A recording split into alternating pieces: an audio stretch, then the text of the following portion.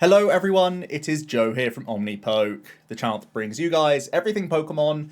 If you're looking for PTCGO codes, make sure you go ahead and check out the Poketown store. You can get a 5% discount on your order using that code Omnipoke.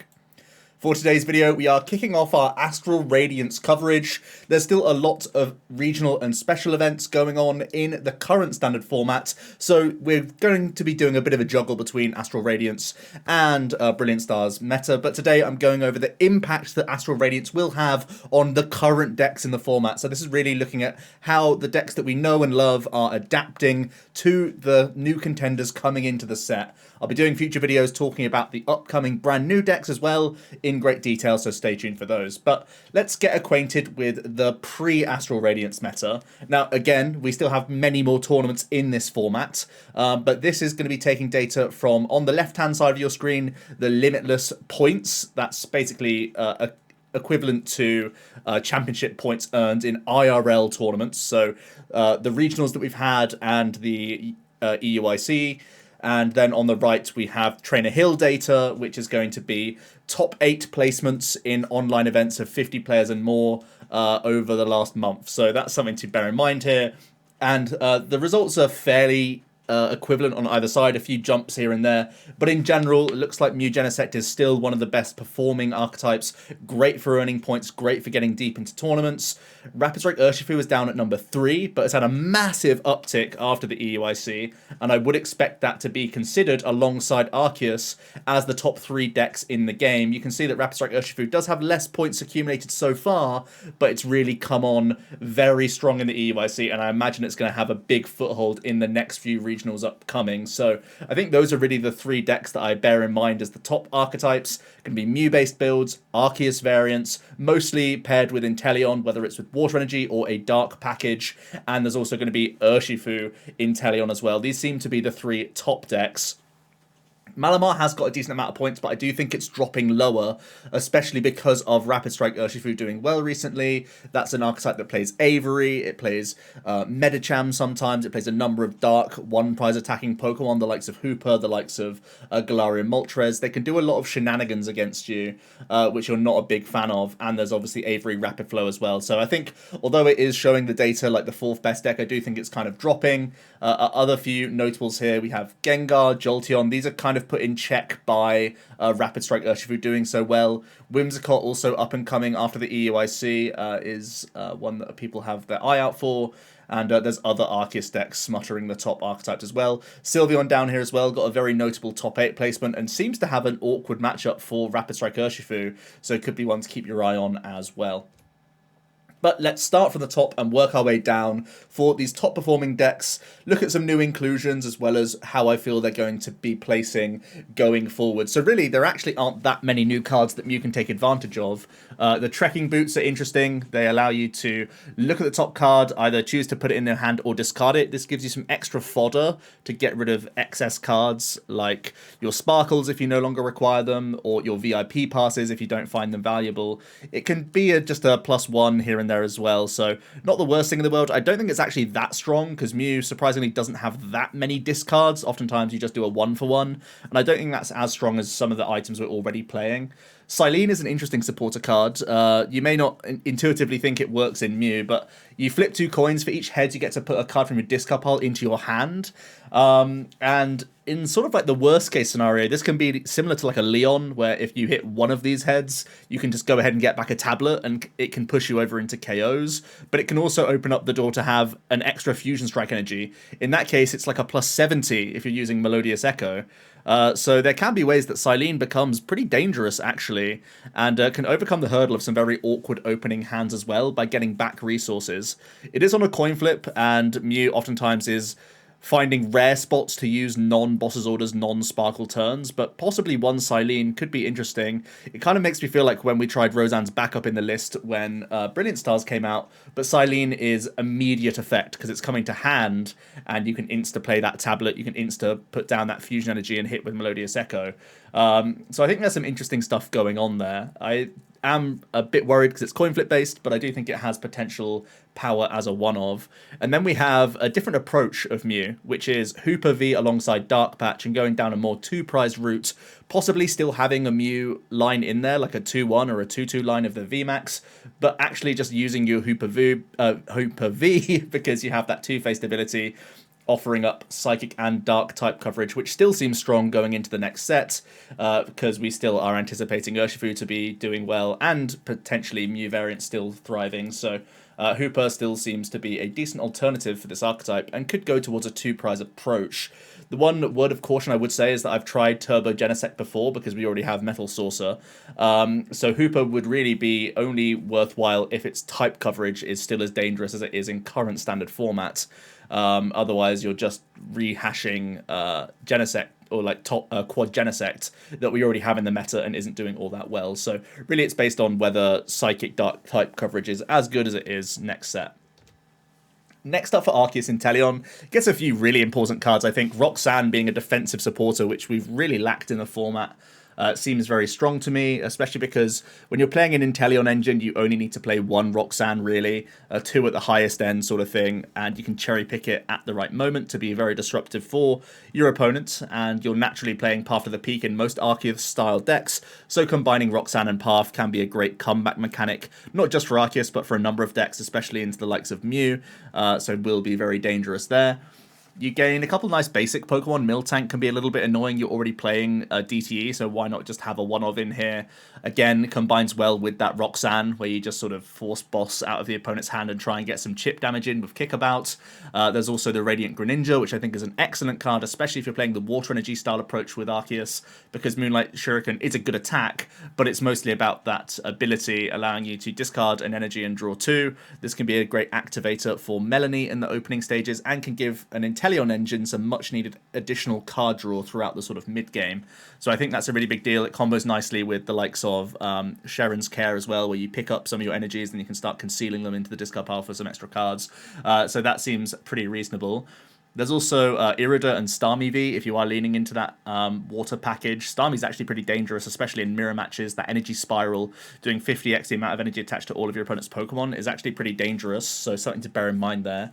I do think the Dark package could still be powerful, and again, if you're playing Hooper V in your Arceus decks, a Dark patch one-of alongside like Raihan can make this even more dangerous. So a lot of good avenues for Arcintel. It does gain some cool pieces and adds to its disruptive late game element, which I think is going to keep it a very relevant deck going into the future, especially because Arceus itself isn't too concerned about Roxanne, because naturally by using Trinity Nova, you're powering up backup attackers. So even if someone knocks out the active, hits you with a Roxanne, you could easily just have the attacker powered up on the bench anyway. So still seems reasonable to me.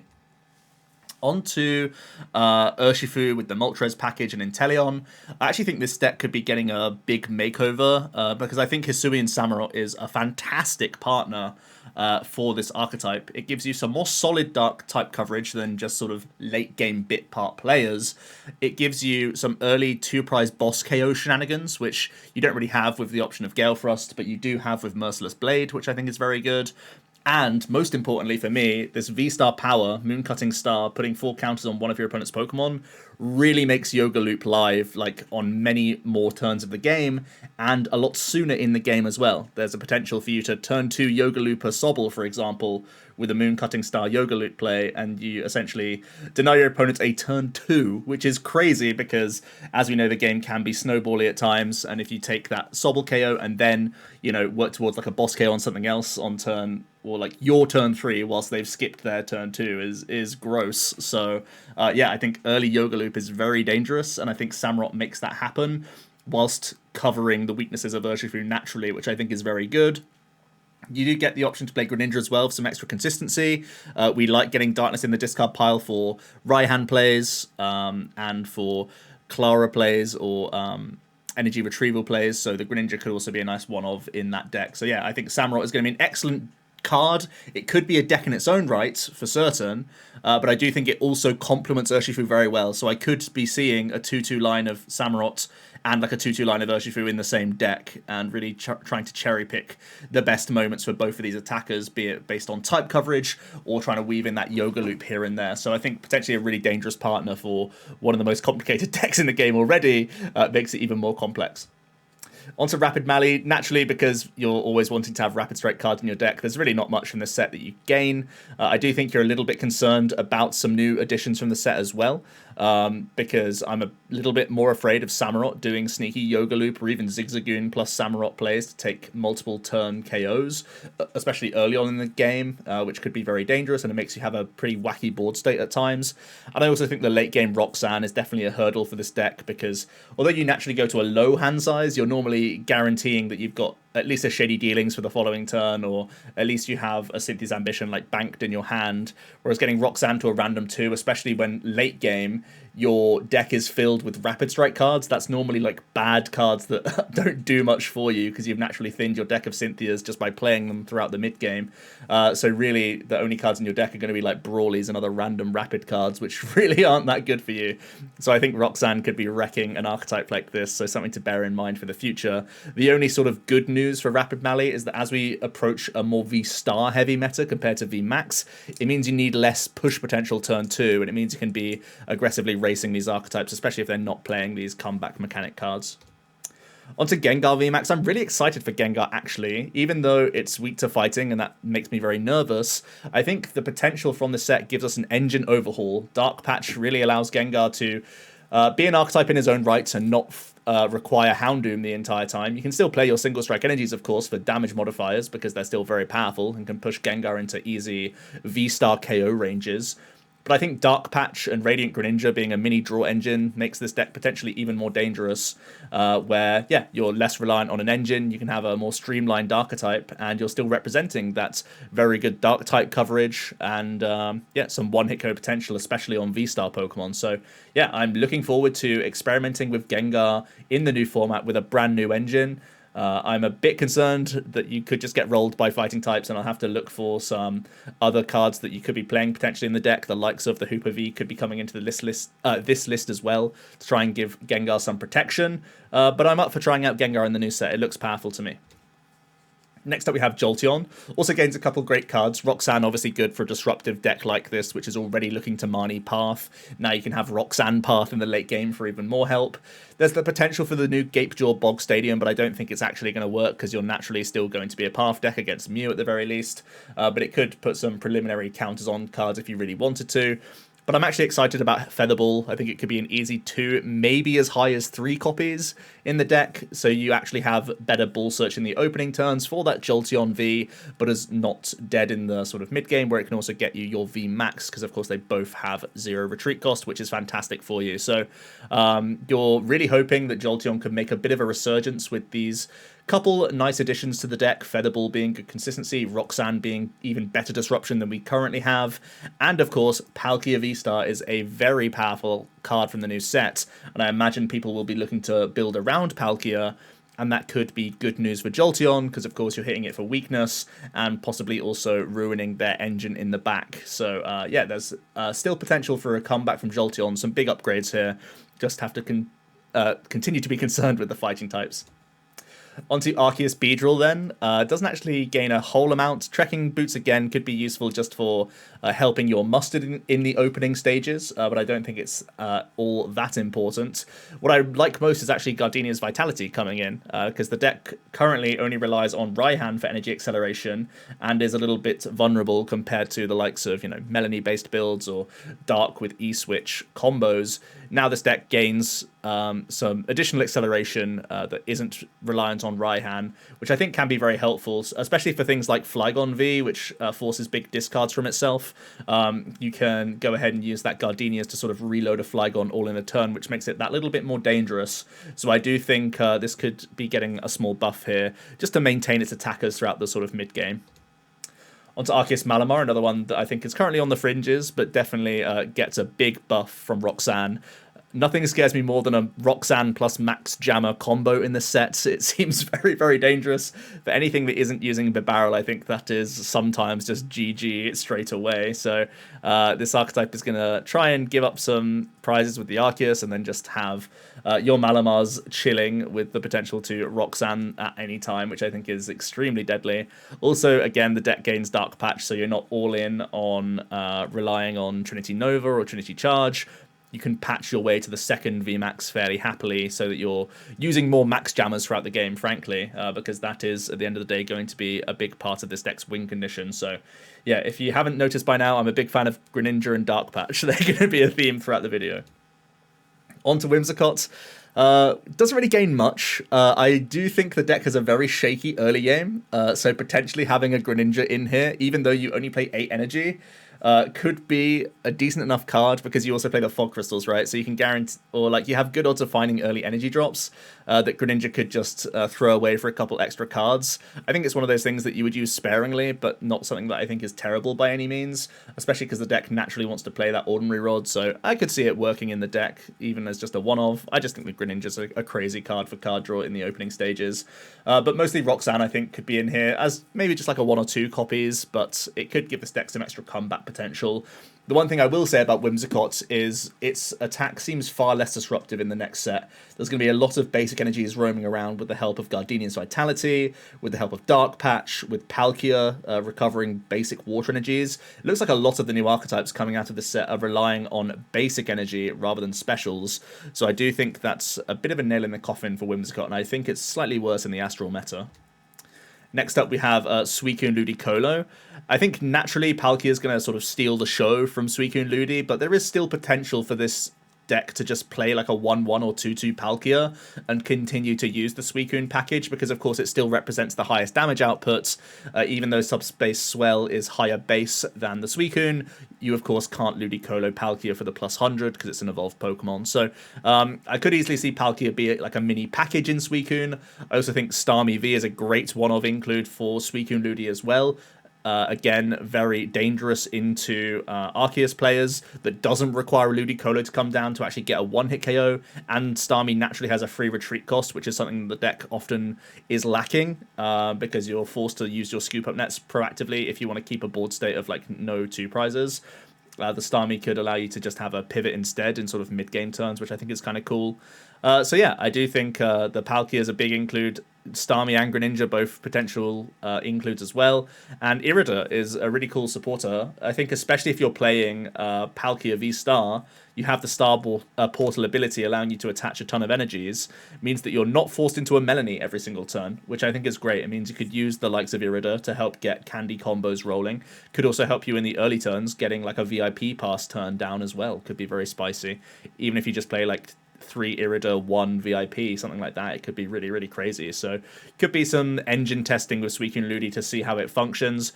I do think Palkia is going to be overall a stronger archetype than SUICUNE Ludi because it's just less combo based, but there's nothing to say that you can't put a mini Palkia package into a SUICUNE Ludi deck. Onto Arceus Duraludon. I don't think there's a lot going on for this, and similar to what I was saying with Whimsicott, there's a lot of basic energy decks coming around, which makes the Duraludon far less appealing, in my opinion. The only real things you gain is maybe Roxanne, although you don't have much of a draw engine to make the most of this. If you're playing a Pokegear based build and you play just like 1 Roxanne, you could possibly get this relatively reliably. And then there's also the option to play Gutsy Pickaxe. At the worst of times, it's just a Judge Whistle where you just draw a card.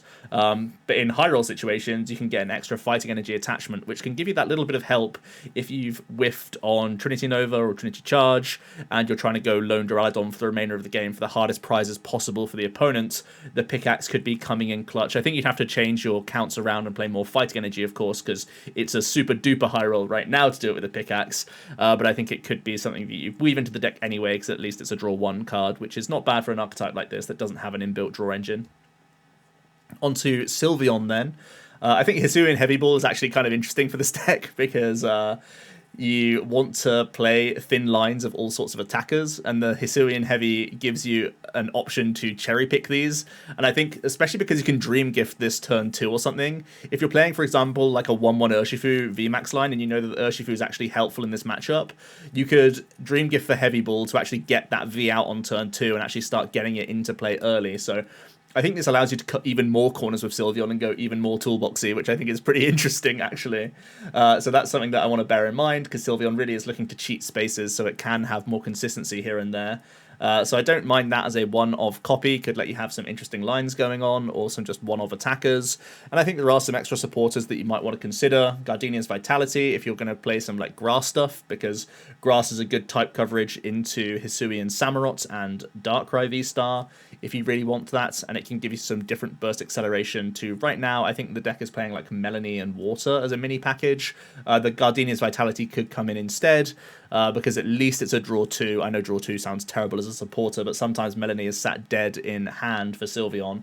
But the Gardenia can at least draw 2, and who knows, maybe you get that energy drop as well. So things to bear in mind there. I do think this deck can sort of change with the times as the type coverages sort of adapt. And we'll see where we go from there, really. So I think Sylveon still has a good shot in the next format. On to Ice Rider then. Similar real spiel that I said for the SUICUNE LUDI deck. There's the potential for Palkia, which is crazy. That Star Portal ability is just fantastic, and it's a 2-prize attacking threat that you can offer up. You have Starmie V, which is dangerous into Arceus at the very least. You have Irida potentially coming in. You have Sparkling, or well, Shining. It's not any of those. It's Radiant Hawlucha, which can buff the damage of the Ice Rider up to 310, which is what we're always trying to look for. And it means that you can actually Leon to get over Mew VMAX even with an Oricorio now, which I think is actually important. And one of the main reasons why Ice Rider's been struggling up to now is that it can't one-hit KO Mew. Now it could be a path deck that actually can one-hit KO Mew, and it's much more dangerous. So something to bear in mind there. I do think this archetype, a lot of people are looking towards it because you gain some consistency via some of these supporter cards like Irida, and you gain that whole Lucha for extra damage output. I'm a huge fan of Radiant Greninja. I think the card is crazy. So if you're going to play Radiant Hawlucha instead, it needs to be a deck like Ice Rider that has very specific maths in mind to improve when putting it into play, because you're saying no to a draw 2 cards a turn essentially from Greninja, and that's something that's difficult to pass up on, but I think in this archetype it may make sense.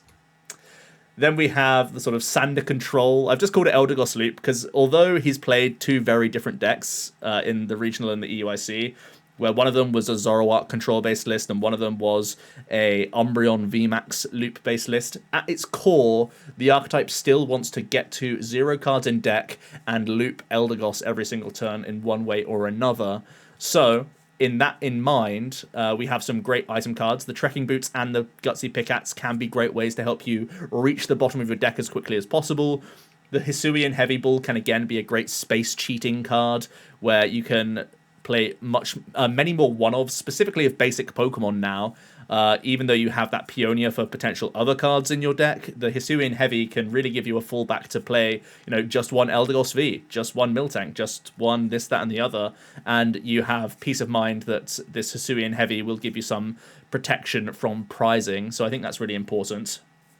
And of course, the main one is Roxanne, right? Roxanne is the dream for controlling decks because your opponent has to take those prizes, and as you set up, you're naturally sacking prizes by just throwing Snorlax and whatever other cards at their face whilst you start digging deeper into your deck. And as you start getting the lock established, throwing them 2 cards here and there and giving yourself a fresh 6 is no bad thing at all. So I think Roxanne could easily be a great include for these controlling decks. And I also think Miltank is a big upgrade to Altaria, which gives you a lot more space to play with, whilst having that same annoying ability at your disposal that can also potentially attack as well. I think attacking Miltank with Roxanne is also like quite a dangerous thing to think about. So yeah, I'm a little bit worried about Eldegoss. I think it's getting to a critical mass of cards where you can just dig deep enough into your deck quickly enough and buy yourself turns with some of these annoying Pokemon, Miltanks and other sponges here and there. So something to bear in mind and be concerned about as we go into the Astral format. So that's all the decks that I wanted to cover today. I know there are some other viable decks currently in Standard, but I just wanted to go over the sort of top ones. In terms of new contenders, I'll go into these in much more detail on the channel very soon. But I do think Samurott has a ton of potential as its own deck, not just being put alongside URSHIFU. Palkia looking very strong as well. Darkrai being returned to Turbo Dark is interesting. Lilligant possibly being one of the front-runner cards to combine with Gardenia's Vitality, the new welder in air quotes. Hisuian Decidueye V-Star looks pretty interesting. It can do similar damage output to Ice Rider, actually, and is on a 2-prizer rather than a 3-prizer, and represents fighting type coverage, which I think is interesting in the format, and has that new Pickaxe as acceleration, which you can use alongside like Oranguru to guarantee, right? So that's something to bear in mind. And there's the Dreamer combo of Dialga taking 2 turns, which you know I'm at least going to try out, and I want it to work, but I think if you're taking 2 turns this day and age, I think it's going to be in the form of Yoga Loop instead. That's going to be it for today, though. We just have some general meta shifts to go over. I think in general, Dark Patch and Gutsy Pick allow us to have some turn 2 pressure attacks, even more so than we currently have in Standard. Like, most of our combos are reliant on a ton of things, but we have Radiant Greninja now, we have Trekking Boots, and I think that also helps us get towards these like multiple Dark Patch turn 1 turns, or, you know, Dark Patch plus power up with Moltres V and get swinging with Aura Burn, digging deeper towards specific supporter cards. Having extra discard in the form of Trekking Boots as well can enable Melanie turn 1 that much more often. So I think attacking turn 2 is just going to be a thing now. Oh, sorry, turn 1 going second is going to be a thing much more often. And I think we're getting towards that critical mass of early game draw power, as well as item search, well, item digging that can help us make that happen. I think it's very possible that we could be seeing more than just Meloetta swinging for 210 turn 2. I think you can see that in many forms now going ahead. But it's also great and refreshing to see Roxanne come into the format to give us some comeback disruption. It may mean more decks look towards Bibarel for some protection.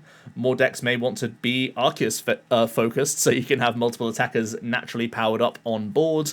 Or you just want to sit and play with some good abilities to fall back on going ahead. So yeah, let me know your thoughts of the Astral meta. Are there any other new contenders that you're thinking about? I was only able to put a few up there. I know there's more in my little scrapbook right now of new archetypes that I'm thinking about. But yeah, let me know what you thought about these archetypes and how they're going to adapt in the new set.